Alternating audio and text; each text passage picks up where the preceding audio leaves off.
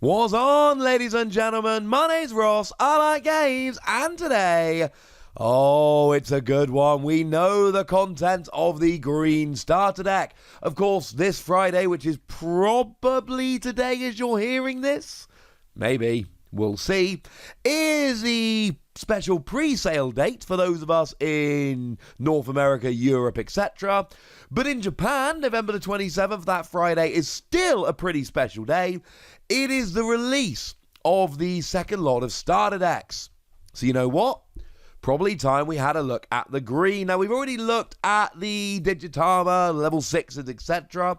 But there are a bunch we haven't looked at. That's going to be our focus today. And I have had a look at all of the black cards. I will link that video in the description. Shout out to the lovely folks over at DigimonCard.dev who have done their usual wonderful thing of straightening these images and cleaning them up and adding translations, because they're awesome dudes. Why would they not? So focusing really on the ones we haven't seen before, we've got a Palmon. Now, free cost to play normally, 0 cost to evolve is very standard for a level 3. 2000 power is lower than average, but it's not terrible.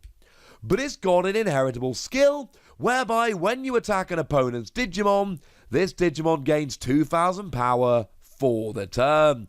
I like that they put for the turn, because otherwise you could just build up into an infinitely powerful Digimon, which would be funny but broken. It only worked if you're attacking a Digimon. It doesn't work if you're attacking the player/security. I think this is awesome. I really like this. It is limited, but bearing in mind, right, the thing about green Digimon is they tend to be a little bit weaker than average, so being able to boost up your power is a very cool thing indeed. Moving over into level 4s, we've got Togemon. 4 cost to play normally is about standard, 2 cost to evolve is standard, 4000 power is fairly standard. It's on the lower end in terms of both cost and power, but nothing particularly special. But it's got a rather nice inheritable skill that reads, when you attack an opponent's Digimon, this Digimon gains plus 2000 power. And this is where we're starting to get into really, really interesting territory. Because now, let's say for argument's sake, you're a level 5 Digimon, and you've evolved from both Palmon and Togemon here. Then you've probably got an extra 4000 power. So you could be like a 7000 power level 5, but you're on the same level power-wise as your average 11,000 power level 6. Which means one more small little boost from, say, a Digitama, or just even if you're against a slightly weaker than average level 6, all of a sudden you're taking them out and surviving. To be honest with you, using a level 5 to take out a big powerful level 6 is not a bad use of your Digimon at all. Kuwagamon is another level 4 that we see here that we've not been able to have a chat about yet. And it's a level 4, 5 cost to play normally, 2 cost to evolve, 6000 power. It's fine. This is one of those cards where there really is not very much special about it at all. It's not an offensive card, it's just very meh. It's not particularly powerful. I mean, it's moderately powerful for the cost. 6000 power on a 5 cost is fine, but there's nothing particularly great about it. Moving over into level 5s, there is one that we've not been able to have a chat about yet, and that is Okuamon. Now, Okuamon is a lovely green Digimon. It's level 5, 6 cost to play normally, 2 cost to evolve, 7000 power. And this is very, very interesting and relevant because 2 cost to evolve is not what we expect from level 5s. Level 5s, we expect them to be a free cost to evolve. Plus 7000 power is fine in terms of power. But now this is the kind of vanilla Digimon I can get behind. I can look at this and go, oh, right, here is a proper specific reason to actually play this card. Here is a hook, so to speak. I can look at this and go, well, actually, 2 cost to evolve, yes. And don't get me wrong, green in general have some decent things to use in terms of evolving up more quickly, more cheaply, more easily. It's kind of their thing. But make no mistake about it, having a 2 cost to evolve level 5 is nice. It's just that we have other options. The MEGAKABUTERUDIon, the one that came around in New Evolution, is a 2 cost to evolve level 5, but when you attack, if 2 or more of your opponent's Digimon are at rest, you gain a memory. And okay, fine, you got 1,000 less power and you 1 more to play normally, but in terms of evolution, MEGAKABUTERUDION seems better to me. I mean, we've even had another Okuamon here that can evolve as a 2 cost. It's got the same stats as the MEGAKABUTERUDIon we just mentioned, but on your turn, if this Digimon destroys your opponent's Digimon by battle, you gain a memory. Bearing in mind that we've got those really good cards that I've just mentioned, and then when you got a level 6 that's evolved from all of these, oh look, now you've got an extra 4,000 power and you gain a memory when you delete someone. That is a combo that I can absolutely get behind, and honestly, it's the kind of thing you should be considering as well. So in the context of the starter deck, I like this Okuamon. In the context of the wider suite of green Digimon available, I'm not that much of a fan. We do have a new Lilymon coming. That is another level 5 we've got here. And we've got a 6 cost to play normally, 3 cost to evolve, 7,000 power. Pretty standard. And when you Digivolve, you reveal 5 cards on the top of your deck, add a level 6 or higher Digimon card to your hand, and then place the remaining cards on the bottom of your deck in any order. I've told you a couple of times now about the fact that we can evolve up more quickly, more easily, more cheaply when you are playing a level 5 deck. And this is a great example of it. But again, I've got to question whether it's better than the alternatives. Because you see, back in New Evolution, we had Jagamon, and when you attack, and this is attack, you reveal the top 3 cards of your deck. But if there's a level 6 green Digimon, you just Digivolve into it. Now, to be fair, Lilymon can get a level 6 or higher, so it can get a level 7. And it doesn't have to get a green, it can get any colour you like. And you're revealing 5 cards from the top of your deck rather than 3. So there are many advantages here. But it does need to be borne in mind that Jagamon immediately Digivolves up, i.e. you don't pay the cost. You have been warned. Now, there is a MEGAKABUTERUDIon here, because, you know, the Hercules Kabuterimon is on the front of the box. Kind of need a MEGAKABUTERUDIon in the box.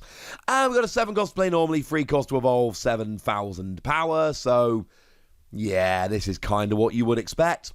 On the higher end cost-wise, but nothing horrendous. And it's got an inheritable skill, limited to once during your turn. When this Digimon deletes an opponent's Digimon in battle and survives, trash one of your opponent's security cards. Oh, well, that's why it's on the slightly more expensive end.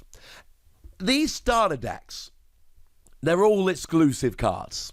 And my advice to all of you is pick up the starter decks.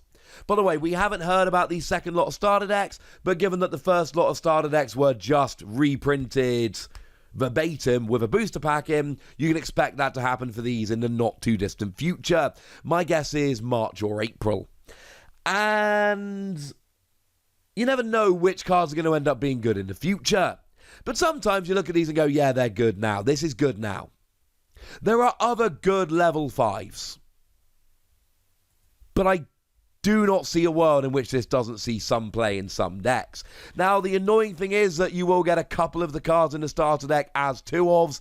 I rather suspect this will be a 2-of rather than a 4-of, i.e. you'll have to buy 2 of the starter decks in order to get a play set. But honestly, this is just phenomenal. It's kind of like performing a security check. It's kind of like having piercing, with none of the downsides of piercing. You see, when you pierce, you reveal a security card after deleting an opposing Digimon. But if it's an option card, your opponent gets a security skill. If it's a tamer card, they get the security skill, which up to now has always been put them into play without paying the cost. If it is a Digimon with more power than you, you will be deleted. There are bad things that can happen when you reveal a security card. When you trash a security card, there's no downside. I mean, you might activate some of your opponent's skills that rely on them having a certain amount of security cards or fewer, but basically here, you're just trashing a security card. And if they've got a security skill, And if it's a really powerful Digimon that would otherwise have deleted you, there's no real downside. I adore this. Yes, there are things you can use like Lilymon to get you up to your level 6 faster. And there are things like Argamon that's got download -3, which means you can rest one of your Digimon in order to reduce your Digivolution cost by 3, i.e. reduce it to 0, which will then let you Digivolve up faster and more cheaply. But I don't even care, because when I'm attacking with this, I am trashing a security card. And let's be clear, I can use this with a Digimon that has piercing. So I attack a resting Digimon, I delete it, I trash one of their security cards, and then I get to perform a security check anyway. This seems kind of like a little bit over the top broken. I am absolutely in love with it, and I feel very, very confident that I'm going to be using this in a deck. It's limited to once per turn per MEGAKABUTERUDIon, and you know what? Fine by me. Now, the other green card we haven't been able to have a look at yet is one of the option cards, and that is Mega Blaster. It is a 5-cost option card. You return a suspended Digimon to its owner's hand, trashing any Digivolution sources. And then, as a security effect, it does exactly that. I'm down with this. This seems good. This is...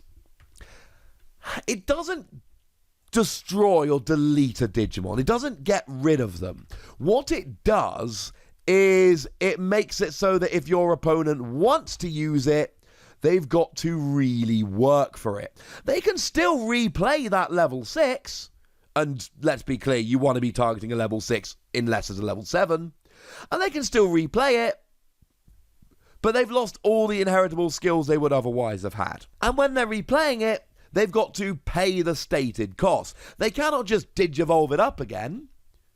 They've got to actually play it from their hand as an 11, 12, 13, whatever cost. Which is a lot of the time, not always, tantamount to just removing it from the game. Like, if you get rid of a level 7 and they've just got a level 6 and enough memory to evolve, then it's probably not going to do too much. But make no mistake about it, this could be pretty brutal if played at the right time. And there we go, ladies and gentlemen. I will link the video about the other cards in the description. Say, repeating myself, but these are very fun. I do have these starter decks on order, so when they are here, I will do an opening and we will quickly run through the decks as a whole when we do. But for now, I want to know what you think about these cards, especially that MEGAKABUTERUDIon, which I think looks a little bit broken, but I'd love to hear your take on it. So go nuts in the comment section, but be nice. And then make sure you like this video, subscribe to this channel, follow me on Twitter at the Wossy. That's where we talk Digimon and a bunch of other card games. And please do consider checking out patreon.com/PTCG Radio, where you can support the channel, get some bonus podcasts, and all kinds of fun things. But by far, the most important thing as always, look after yourselves till next time, would ya? Thank you very much for watching. My name's Ross, and you've been watching Wossy Plays.